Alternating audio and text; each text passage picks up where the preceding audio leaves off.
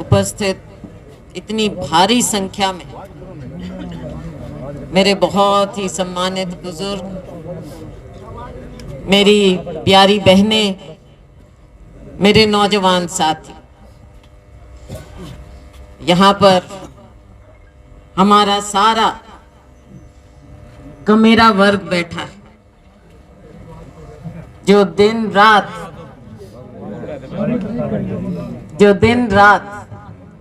मेहनत करके अपना खून पसीना बहाकर इस देश का पेट भरता है। यहाँ पर उपस्थित मेरे किसान, मजदूर, अन्नदाता आज मजबूर हैं कि इस बिल्डिंग को ताला लगाना पड़ा और अपना सारा काम छोड़कर यहां पर बैठना पड़ा। बहनों को और बहुत काम है, आपको सबको बहुत काम है, लेकिन ये मजबूरी है जिसने आपको यहां पर बिठा रखा है। और अभी जो सुरेश जी कह रहे थे, काम बहुत होते हैं सरकारी बिल्डिंग के, ये सब मानते, लेकिन इस बात को सबसे पहले सरकार को मानना चाहिए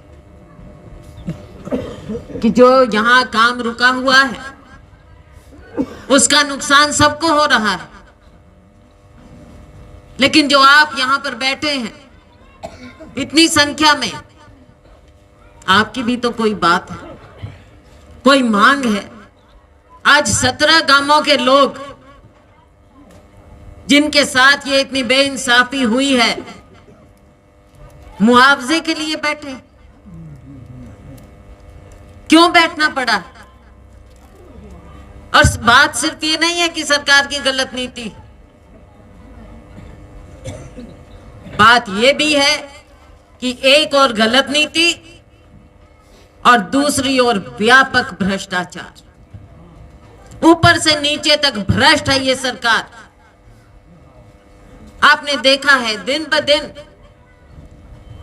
कितने बड़े से बड़े घोटाले नजर आते हैं, चाहे शहरों के हों, चाहे ग्रामीण क्षेत्र के हों, चाहे हमारे नौजवानों की पढ़ाई के हों, इनकी नौकरियों के,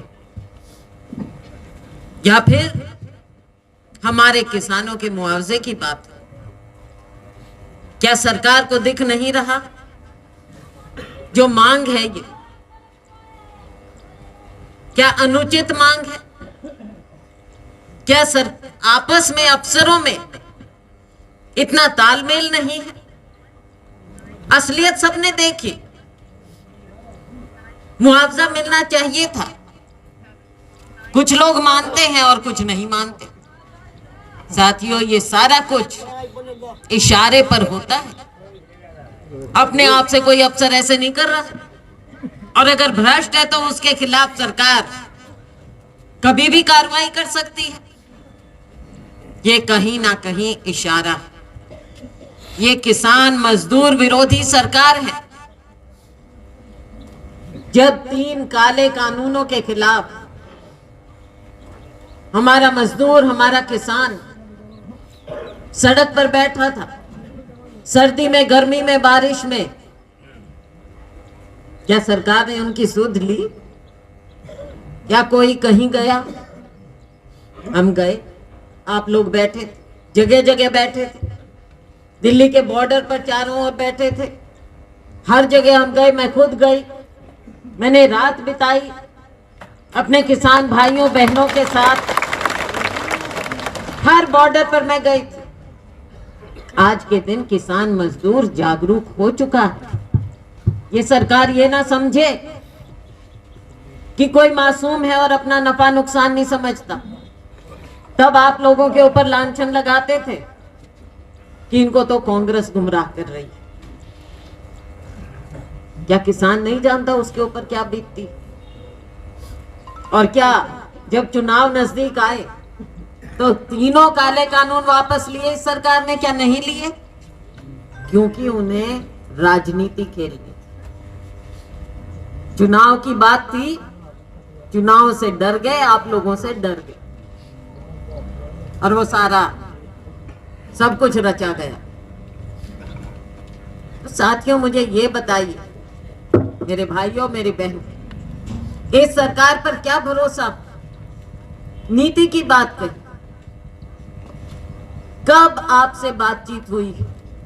और ये बात भी बिल्कुल जायज है कि सरकार नीतियां दिल्ली में नीति आयोग में बैठकर नहीं बना सकती या चंडीगढ़ में अपने दफ्तर में बैठकर नहीं बना सकती जब तक आप लोगों के साथ संवाद ना हो।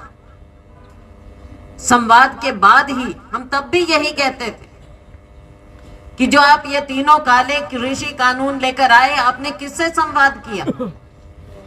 कौन सी यूनियन से बात की? कौन से किसानों से, मजदूरों से बात की आपने जो कानून ले आए? बड़ी बड़ी कंपनियों का फायदा, अभी उसका भी जिक्र हुआ यहाँ, और हर जगह होता है। इन्हें फायदा केवल दिखता है बड़ी कंपनियों का, धनाढ्य लोगों का, जो आज इतने बड़े बड़े साइलो बनाकर बैठ जाते हैं और फैसला लिया जाता है कि किसान केवल उनसे बातचीत करेंगे, उन्हें बेचेंगे। आपके साथ खिलवाड़ और उनका फायदा,